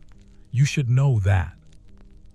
After the wedding, life in the castle shifted again. Mirabelle was gone, and the castle seemed quieter without her. But autumn was coming, and there was work to be done preparing for the winter ahead. By this point, Elspeth had been at Thornwick for more than a year. She'd survived an entire year, which meant she'd survived a full winter and the whole turning of the seasons. She was no longer quite so small, though still thin by the standards of people who'd always had enough to eat. Her hands were still rough, but they were skillful now. Her face had lost the desperate look it had worn when she'd arrived, and had gained instead a kind of thoughtful steadiness. Margaret began to give her more responsibility. She started training her in more detailed aspects of household management, how to keep the accounts for the servants' stores, how to manage the assignment of chambers, and how to arrange the schedules of cleaning and maintenance work. It was clear that Margaret was preparing her for something, though she didn't say what. One afternoon in late September, Margaret took her on a long walk through the castle, something that had become a kind of ritual between them. They went through the great hall, the kitchens, the servants' quarters, the storage chambers. They went up the stairs to the solar, down to the dungeons, which were mostly empty and used for storage now, Margaret explained, through the chapel. "I'm getting older," Margaret had said suddenly as they were walking. She'd stopped in the middle of one of the corridors and Elspeth had stopped beside her. "I'm not old yet, but I'm older than I used to be. And I'm thinking about what comes next, about what I want my life to be, what I want to leave behind." "What do you mean?" Elspeth had asked, though she thought perhaps she already knew. "I mean that I want to make sure that when I'm gone, there will be someone here who understands how things work, who cares about the people who live in this castle, who will try to manage things with some measure of kindness and intelligence. I mean that I want to train you to do this work, to eventually become something like what I am." Elspeth had stopped walking, stunned. "I can't do that. I'm a servant. I'm a child." "You're a child now," Margaret had agreed. "But you won't always be. In a few years, you'll be a young woman. In a few more years, you'll be a woman. And if you continue to learn and pay attention and develop your skills, there's no reason you can't become the head of household staff here. It's not something that's written in stone.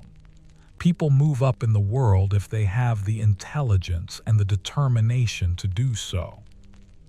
"But I can't even read," Elspeth had said, and it was true. In all her time at the castle, no one had taught her. "Then we'll teach you," Margaret had replied. "I'll teach you. We'll start small, simple letters, numbers for the accounts. It will take time, but time is something we have." And so, in the evenings after the day's work was done, Margaret had begun to teach Elspeth to read and to write. They would sit in Margaret's small chamber with a candle burning, and Margaret would show her letters scratched on a piece of board with charcoal. It was slow work, and Elspeth's progress was halting at first. But she discovered that she had a hunger for this knowledge that was almost like hunger for food. Reading opened up the world in ways that she hadn't anticipated. By late autumn, Elspeth could read simple words and could write her own name. Margaret had begun to have her look at the household accounts to help her manage the numbers and the tracking of supplies. It was no longer a mystery, this work that had seemed so complex. It was just a matter of paying attention and understanding the logic of it. As winter approached again, her second winter at Thornwick, Elspeth found that she was no longer afraid of it. She knew what to expect now. She knew how to work with the cold, how to manage resources, how to take care of herself and help others take care of themselves. She had learned so much in a year. And more than that, she had learned that she had worth, that she was someone who could be loved and valued. That kindness was a real thing that existed in the world, that could be given and received without consequence or hidden cost, that she had the ability to affect others, to matter to them, that the world, while still hard and often unfair, also contained unexpected pockets of grace. On the first day of the new winter, when the first snow began to fall, Elspeth stood in the courtyard and watched it. She watched the flakes come down, each one different, each one perfect in its own way. She thought about where she'd been a year ago, about the terrified child who'd arrived at this castle thinking that her life was over. That child had been wrong. Her life hadn't been over. It had been transformed. And there was still so much ahead of her. Margaret came and stood beside her, and they watched the snow together in comfortable silence. "Do you think you'll stay?" Margaret asked finally. Will you continue here, learn this work, perhaps eventually take my place? Elspeth thought about the question carefully. The castle was no longer a prison to her. It was a place where she had skills, where she was respected, where she had purpose. But more than that, she thought about what else might be possible. There was a whole world beyond these walls, a world she'd barely glimpsed. Yes, she said, but not forever. I think I want to stay for now to keep learning. But someday I might want to see what else is possible. I might want to know other places. Margaret had smiled at that. That's good. That's the right answer. Because the most important thing I can teach you is not just how to manage a household, but how to manage your own life. How to know when to stay and when to go. How to make choices that are true to yourself. And you'll be capable of that, Elspeth. That much I'm certain of. The second winter was gentler than the first, though Elspeth understood by now that winter in the north was never truly gentle. It was simply a matter of degree. The cold was still bitter. The stores still seemed inadequate. The darkness still pressed in from all sides. But she was stronger now, and the work was more familiar, and perhaps most importantly, she was not alone in it. Thomas had moved up to serve in the great hall now, and while Elspeth saw him less frequently, when they did encounter each other, there was an easy companionship between them. He had become something like a brother to her, someone whose presence simply meant she was seen and remembered. Margaret continued to teach her, both through direct instruction and through the work itself. She began to involve Elspeth in conversations with the steward, the master of horse, and other senior staff. Elspeth would sit quietly and listen, learning not just what decisions were made, but why they were made, what factors had to be considered, how one had to balance the needs of different people against the limitations of resources and circumstance. It was in midwinter that Elspeth encountered her first real moral dilemma as someone with some small authority. One of the younger servants, a girl named Constance who was perhaps 12 years old, had been caught stealing bread from the kitchen stores. It was a serious infraction. Theft could result in being sent away from the castle with no reference, which essentially meant begging or prostitution or some other form of survival that was too horrible to contemplate for a young girl. Margaret brought her to Elspeth and told her to decide what should be done.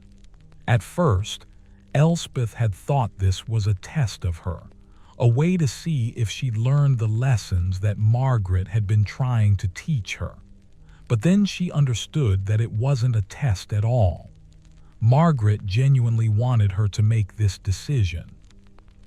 Elspeth had asked to speak to Constance privately, and she'd asked her why she'd stolen the bread.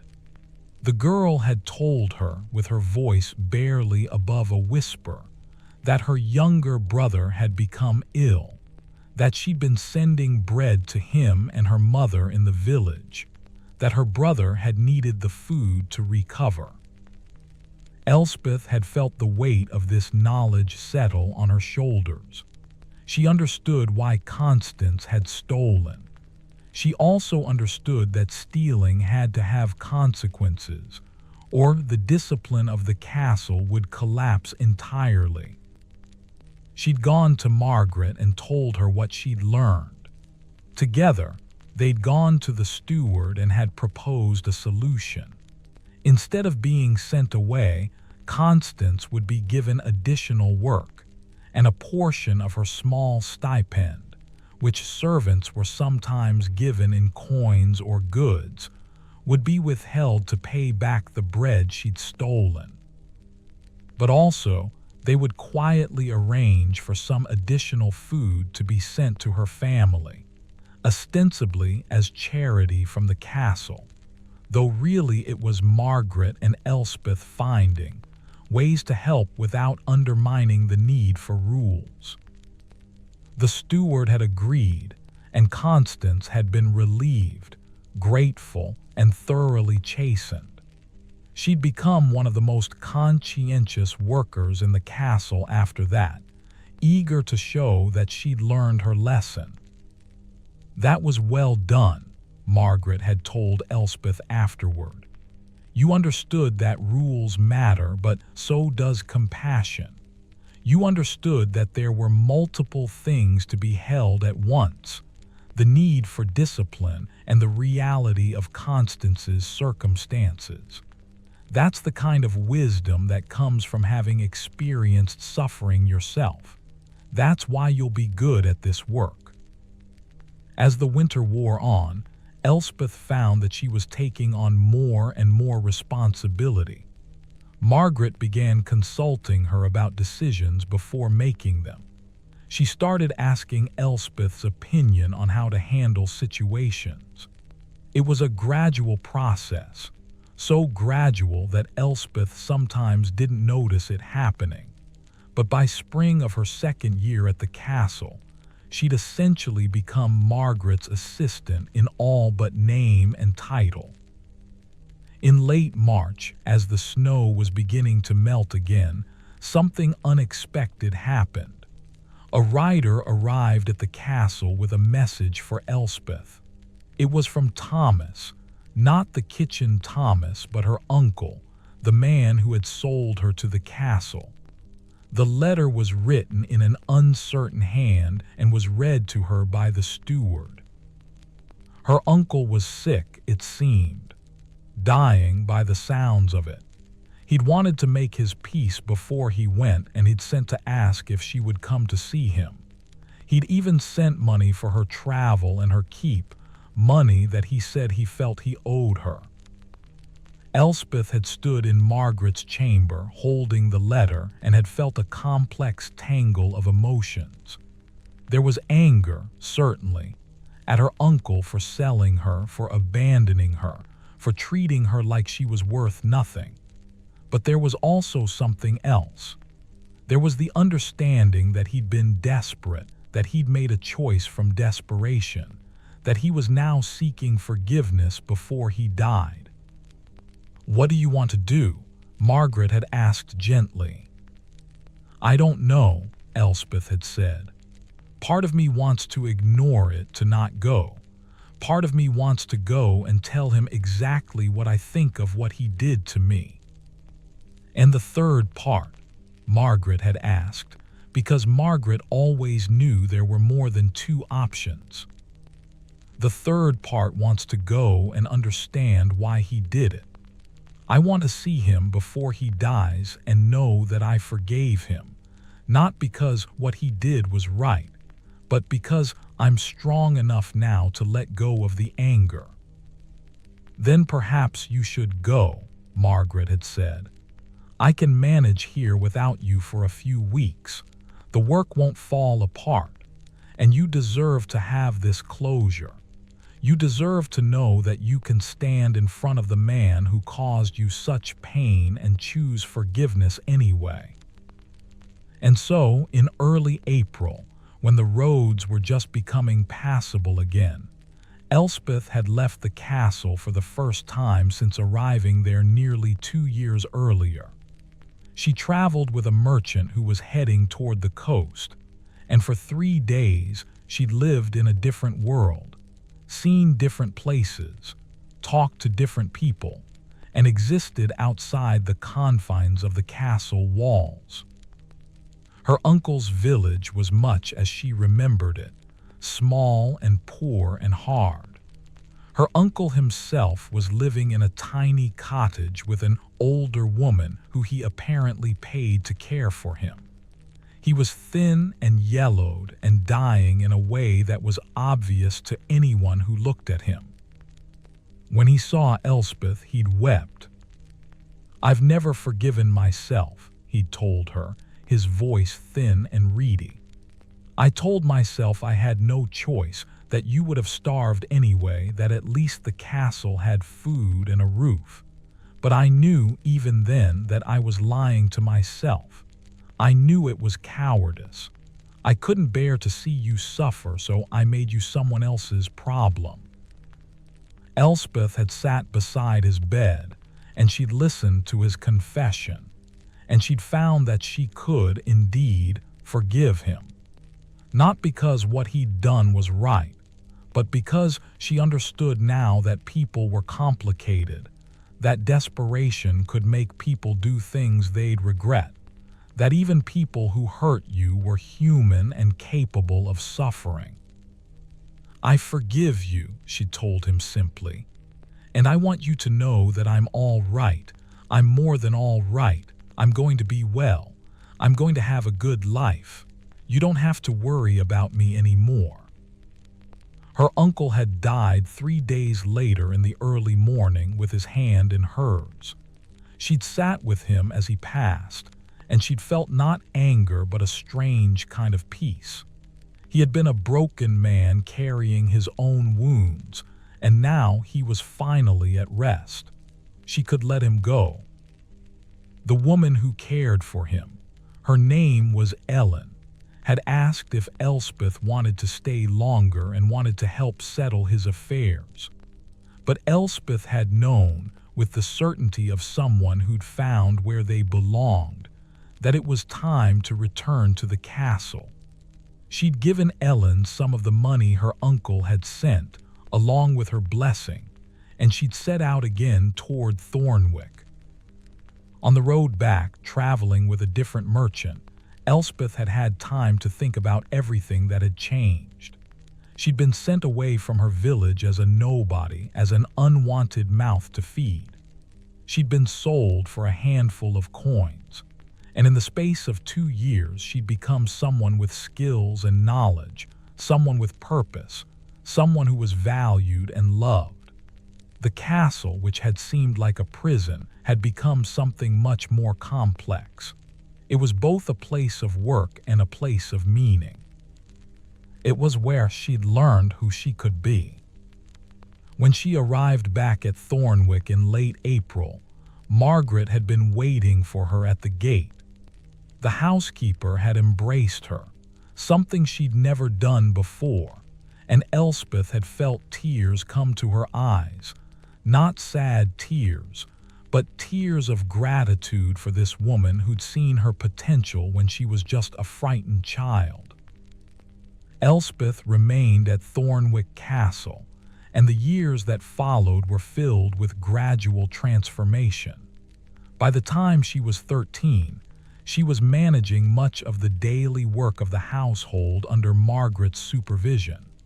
By 15, she was consulting with the steward on matters of supply and strategy. By 18, she was the de facto head of the servants' household, though Margaret still held the official title.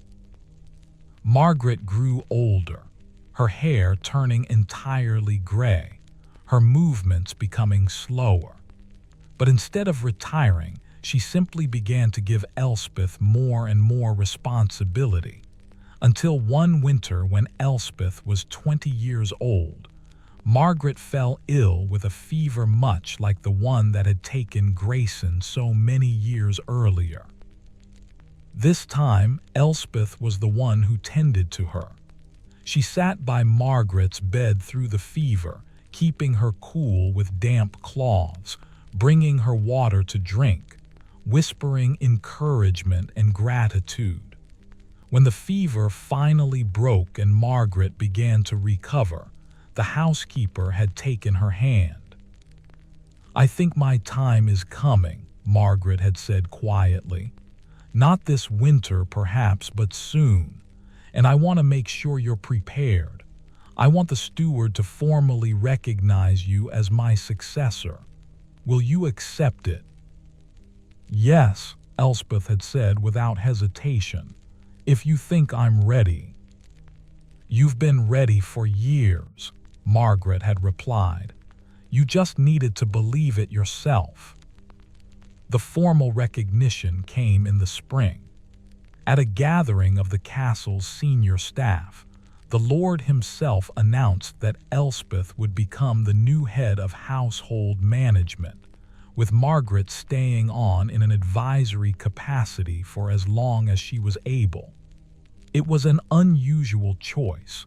Servants rarely rose to such positions, and a woman even more rarely.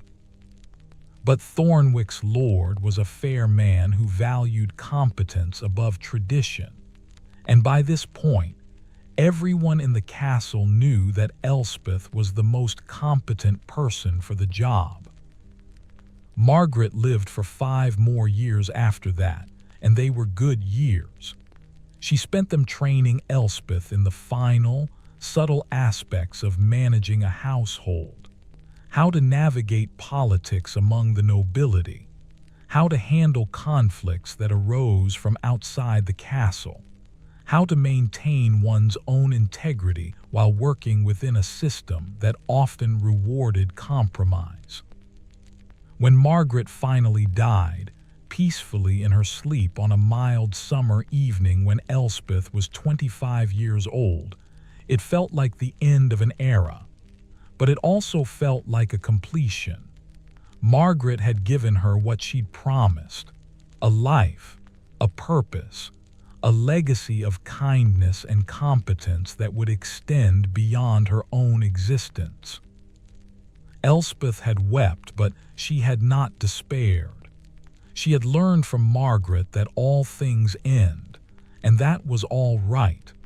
What mattered was what you did with the time you were given and the impact you had on the people around you. She took over Margaret's title and her chamber, and she continued the work of managing the castle's household. She was fair and demanding, kind but not weak, and the servants respected her. They respected her because they knew that she understood their lives. She had lived them herself.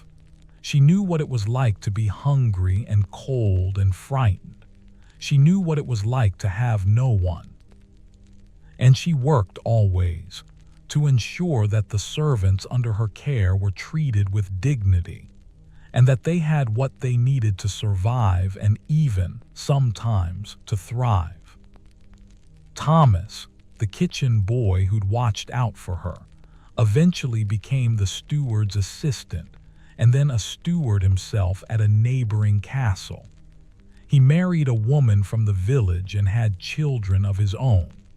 But he never forgot Elspeth, and sometimes he would return to Thornwick and they would talk about the old days, about surviving that first terrible winter together.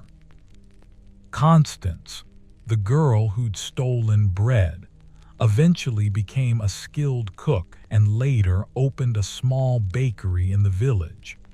She never forgot that Elspeth had shown her mercy instead of punishment, and she always credited that moment as the turning point in her life. Mirabel, Elspeth's noble friend, wrote letters to her from her husband's castle, long letters describing her new life, her children, her growing comfort with her position.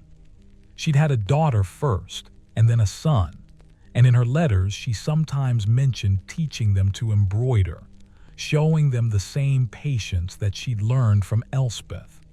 When Mirabel's first daughter turned 10, she sent her to Thornwick to be trained in household management by Elspeth herself. The girl stayed for 2 years and learned not just skills, but also a philosophy of kindness and competence that would shape her entire life. Elspeth never married, though she was proposed to several times, by men who saw in her a respected, skilled woman with access to the resources of a castle. She declined them all politely but firmly. She had learned that she did not need a man to complete her life, that her work and her relationships and her own development were enough. Instead, she devoted herself to the castle and to the people in it.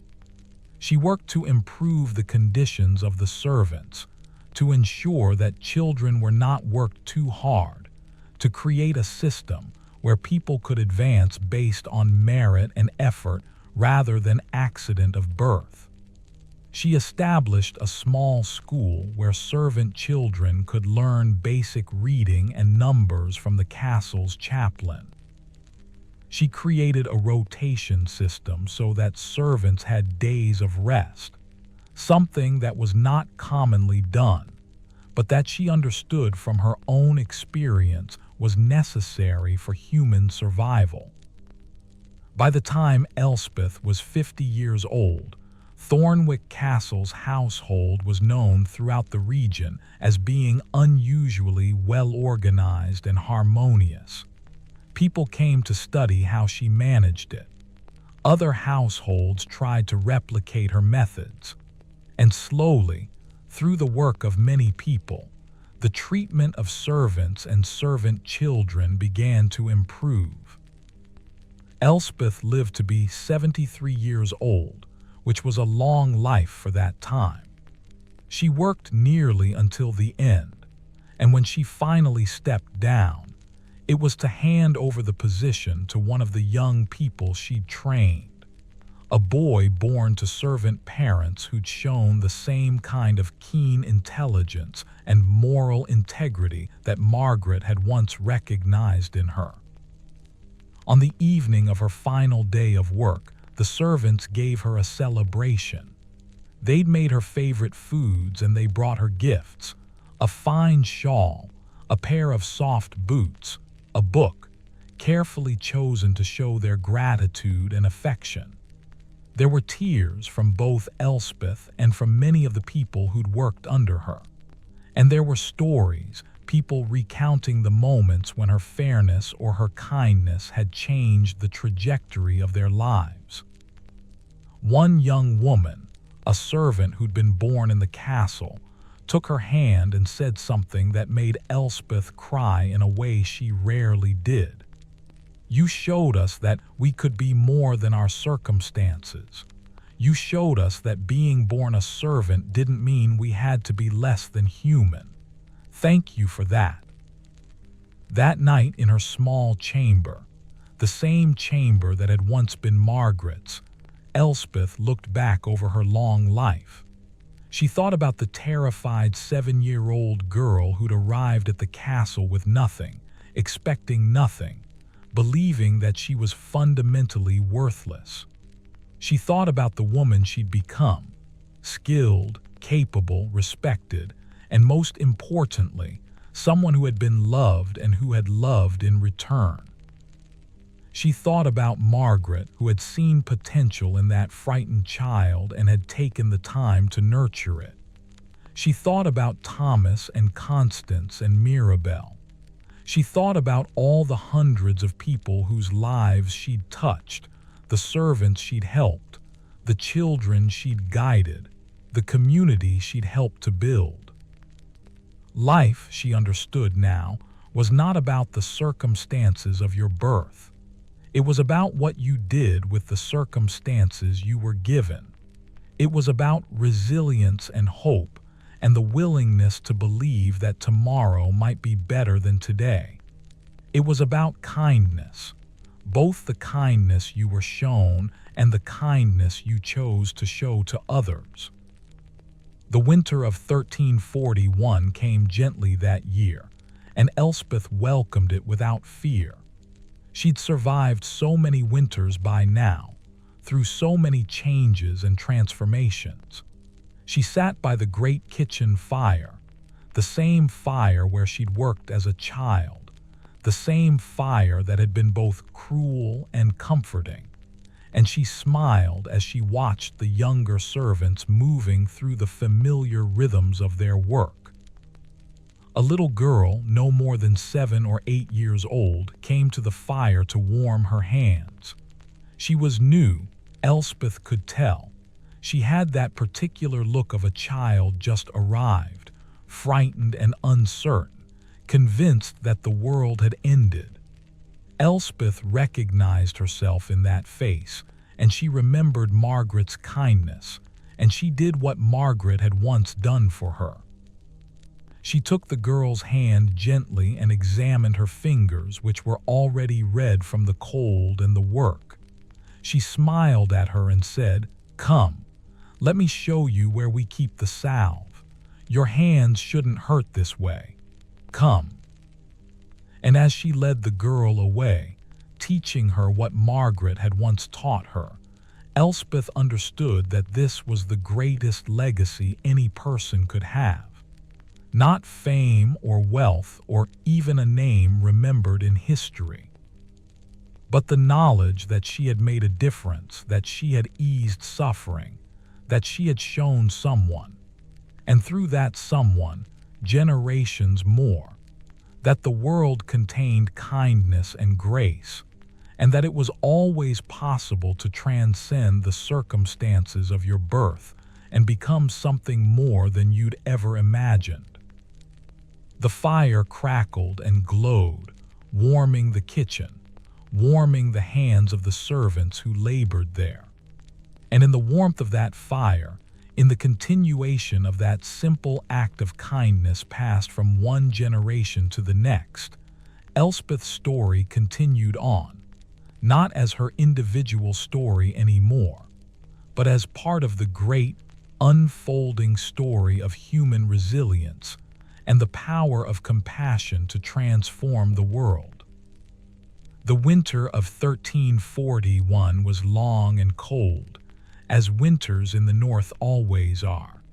But within the walls of Thornwick Castle, it was also a season of warmth, and that warmth, once kindled, would never truly go out. The end.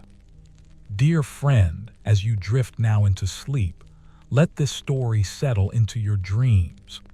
Remember that Elspeth's journey was long, but it was made bearable by moments of kindness, small gestures, gentle words, the simple act of one person choosing to see another as worthy of care.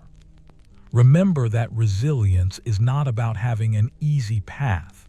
It's about continuing to walk even when the path is hard. Remember that you, like Elspeth, are stronger than you know, capable of surviving what seems unsurvivable, and worthy of kindness both from others and from yourself.